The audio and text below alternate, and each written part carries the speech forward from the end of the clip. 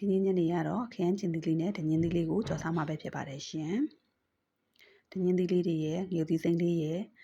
ပစံကြောက်ပါလက်ချောင်းကြော်ရဲ့ကြက်သွန်လေးတွေကိုလှီးထားပါတယ်ရှင်။အဲဒီနောက်မှာတော့ခရမ်းကျင်သီးလေးတွေကိုစီပူပူလေးနဲ့ကြော်ပေးပါတယ်ရှင်။ကြော်ပေးပြီးတော့ကြော်နေစင်မှာပဲခရမ်းကျင်သီးလေးရဲ့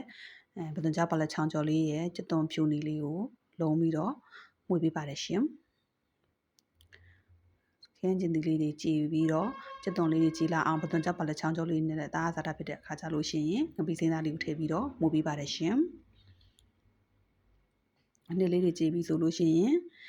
ဒညင်းသီးလေးတွေကိုထည့်ပါတယ်ငရုတ်သီးစိမ်းလေးထည့်ပါတယ်ရှင်။ငရုတ်သီးစိမ်းလေးနဲ့ဒညင်းသီးလေးရဲ့ခရမ်းကျင်သီးအနှစ်လေးတွေကိုရောသမမှုပေးပါတယ်ရှင်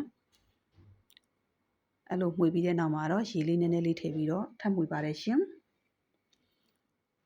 ထပ်မှုပြီးသွားလို့ရှိရင်တော့ဒညင်းသီးအမြုပ်ရေလေးတွေကိုထည့်ပေးပါမယ်ရှင်။ရေလေးအမြုပ်ဒညင်းသီးလေးတွေကိုထည့်ပြီးတဲ့အခါမှာတော့တဖြည်းဖြည်းနဲ့အိုးလေးကိုဖုံးလိုက်မှုလိုက်နဲ့ဟင်းလေးတွေကိုစပြီးတော့ချက်နေပါတယ်ရှင်။အရသာအတွက်ကတော့ကြက်သားမှုတ်စားလေးနဲ့အချုံမုံနေငယ်ထည့်ပါတယ်ရှင်။ငံပြားရည်လေးလည်းနည်းနည်းထည့်ပါတယ်ရှင်။အဲ့လိုမှုလိုက်အိုးလေးကိုမှုလိုက်ဖုံးလိုက်နဲ့ဒညင်းသီးအရည်လေးတွေကဒညင်းသီးမှာရှိတဲ့ရည်လေးတွေကခန်းလာပါပြီရှင်။ခန်းလာပြီးတော့ဒညင်းသီးလေးတွေကစားခြင်းစပွဲလေးဖြစ်နေပါပြီရှင်။စီလေးတွေရေလေးတွေနဲ့လေပြီးတော့ရေလေးတွေခန်းလာတဲ့အခါကျတော့စားခြင်းစပွဲဒညင်းသီးချက်ကလေးရနေပါပြီရှင်